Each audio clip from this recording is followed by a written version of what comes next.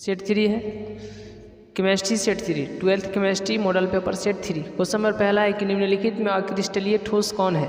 Plastic है। कौन है? प्लास्टिक।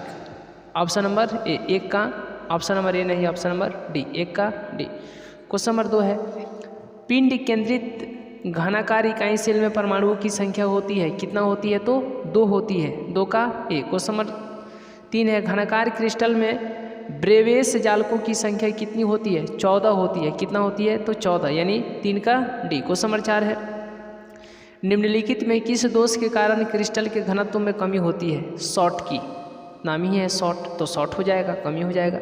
ऑप्शन नंबर बी, 4 का बी। क्वेश्चन नंबर 5 है, मोलारता को व्यक्त किया जाता है मोल पर लीटर में, किसमें? तो मोल पर लीटर में। 5 का। क्वेश्चन नंबर 6 है, यदि विलायक में 1000 ग्राम में ग्लूकोज का 18 ग्राम उपस्थित है तो घोल कहा जाता है? 0.1 मोलल। ऑप्शन नंबर बी, 6 का बी। क्वेश्चन नंबर 7 है, किसी तनु घोल का अणुसंख्य गुणधर्म निर्भर करता है विलय के कणों की संख्या पर, विलय के कणों की संख्या पर, यानी 7 का सी। क्वेश्चन नंबर 8 है, किसी विलयन के परासरण दाब को किस संबंध से व्यक्त किया जाता है? तो π/c बराबर में RT, यानी 8 का बी। क्वेश्चन नंबर 9 है, विद्युत धारा की वह मात्रा जो CuSO4 के घोल से 1 मोल कॉपर को मुक्त करती है, यानी 2 फैराडे। ऑप्शन नंबर सी, 9 का सी। क्वेश्चन नंबर 10 है, फैराडे के विद्युत विच्छेदन के प्रथम नियम को व्यक्त करने के लिए निम्नलिखित में कौन सही समीकरण है?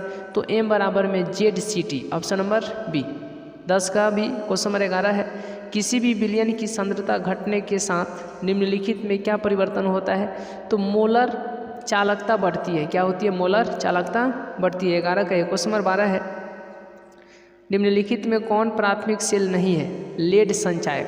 कौन सा? तो लेड संचायक। 12 का डी। क्वेश्चन नंबर 13 है, निम्नलिखित में कौन कारक अभिक्रिया दर को प्रभावित करता है? तो देखिए, ताप, दाब, सांद्रण सभी प्रभावित करते हैं, इसीलिए ऑप्शन नंबर डी होगा। क्या होगा? तो डी होगा। 13 का डी। क्वेश्चन नंबर 14 है, शून्य कोटि अभिक्रिया के लिए वेग स्थिरांक इकाई है मोल पर लीटर पर सेकेंड, मोल पर लीटर सेकेंड। ठीक है, ऑप्शन नंबर ए, 14 का ए। क्वेश्चन नंबर 15 है, यदि कोई प्रथम कोटि की अभिक्रिया 32 मिनट में 75% पूरी हो जाती है तो इसके 50% पूरा होने में लगेगा कितना समय लगेगा? 16 मिनट लगेगा। ऑप्शन नंबर 15 का सी। क्वेश्चन नंबर 16 है, यदि किसी अभिक्रिया का वेग निम्नांकित प्रकार से व्यक्त होता है, वेग बराबर में k × a⁴ b⁴1, तो इस अभिक्रिया की कोटि क्या होगी? तो अधिकतम।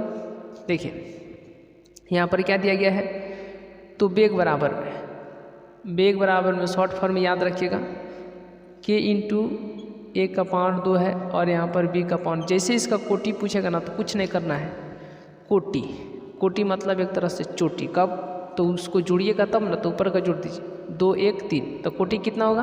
3 होगा। कितना हो जाएगा? कोटि 3। ऑप्शन नंबर 3 होगा। Option number B. ठीक है, 16 का भी। क्वेश्चन नंबर 16 का भी। क्वेश्चन नंबर 17, भौतिक अधिशोषण के लिए अधिशोषण की ऊष्मा होती है 20 से 40 किलो जूल पर मोल, 20 से 40 किलो जूल पर मोल, यानी 17 का है। क्वेश्चन नंबर 18 है, जो पदार्थ जल का पृष्ठ तनाव कम कर देता है क्या कहलाता है? पृष्ठ सक्रिय कारक। क्या? पृष्ठ सक्रिय कारक कहलाता है। 18 का डी। क्वेश्चन नंबर 19 है, निम्नलिखित में कौन जल में कोलाइडी विलयन का निर्माण करता है? स्टार्च। कौन? स्टार्च, यानी 19 का सी। क्वेश्चन नंबर 20 है, निम्नलिखित में कौन पायसी कारक है? साबुन है। कौन है? तो साबुन है, यानी 20 का है। क्वेश्चन नंबर 21 है, कालामाइन निम्नलिखित में किस धातु का अयस्क है? कालामाइन किस धातु का अयस्क है? तो कालामाइन। ठीक है, जिंक का। किसका है? तो जिंक का, यानी 21 का डी। क्वेश्चन नंबर 22 है, मॉन्ड प्रक्रम के द्वारा निम्नलिखित में किस धातु का शुद्धिकरण किया जाता है? निकेल। कौन सा? तो निकेल, यानी मॉन्ड में किसको? तो मॉन्ड से निकलो, निकलो, निकाल, यानी इस तरीके से निकेल। ठीक है, यानी 22 का। क्वेश्चन नंबर 23 है, थर्माइट विधि में निम्नलिखित में कौन अकारक है? तो सोडियम है, Na है। 23 का सी। क्वेश्चन नंबर 24 है, लोहा धातु के निष्कर्षण के दरमियान निम्नलिखित में कौन धातु मल के रूप में प्राप्त होता है? तो FeSiO3, FeSiO3 यानी 24 का भी। क्वेश्चन नंबर 25 है, सबसे कम क्वथनांक वाली गैस कौन है? तो सबसे कम क्वथनांक वाली गैस तो हीलियम है। कौन है? तो हीलियम है, He। ठीक है, हाइड्रोजन, हीलियम, लिथियम, ऐसा हम लोग को पढ़े हैं ना। तो वहीं हीलियम जिसका परमाणु संख्या 2 होता है, He, ऐसा लिखा जाता है ना, He2 और यहाँ पर 4, He24। ठीक है, ऑप्शन नंबर तो हीलियम होगा। ऑप्शन नंबर कौन सा? तो ऑप्शन नंबर बी, 25 का बी। क्वेश्चन नंबर 26 है, निम्नलिखित में कौन हाइड्रोजन बंध नहीं बनाता है? HCl। कौन? तो HCl यानी 26 का सी। क्वेश्चन नंबर 27 है, ऑक्सीजन और ओजोन है अप्रूप है, क्या है? तो अप्रूप यानी 27 का सी। क्वेश्चन नंबर 28 है, निम्नलिखित में कौन द्विभाषमिक अम्ल है? H3PO3, H3PO3, option number A, 28 का ए। क्वेश्चन नंबर 29 है, संक्रमण तत्वों का स्थान आवर्त सारणी के अंतर्गत है डी ब्लॉक में। किस ब्लॉक में? डी ब्लॉक यानी आवर्त सारणी में कितने ब्लॉक होते हैं? 4 ब्लॉक होते हैं। सबसे पहला ब्लॉक कौन सा होता है? तो एस, उसके बाद में पी, उसके बाद में डी, ठीक है, और तब उसके बाद में एफ ब्लॉक। ठीक है, तो ऑप्शन नंबर डी होगा। 29 का डी, 29 का डी, 29 का मतलब डी ब्लॉक होगा, ऑप्शन नंबर सी ही होगा, ऑप्शन नंबर सी, 29 का सी। क्वेश्चन नंबर 30 है, निम्नलिखित में कौन संक्रमण तत्व का युग्म है?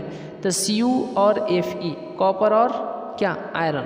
ठीक है, 30 का डी। क्वेश्चन नंबर 31 है, क्रोमियम जिसका परमाणु संख्या कितना है? तो 24। क्रोमियम का इलेक्ट्रॉनिक विन्यास क्या होगा? तो argon 3d5,4s1, option number B, 31 का बी। क्वेश्चन नंबर 32 है, निम्नलिखित में किन तत्वों में 4f कक्षकों में इलेक्ट्रॉन क्रमबद्ध रूप से भरता है? लेंथेनाइड में। किसमें? तो लेंथेनाइड में, 32 का ए।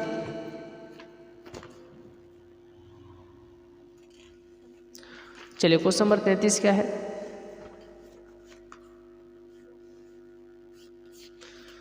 क्वेश्चन नंबर 33 क्या है? Fe×Cn का होल 6,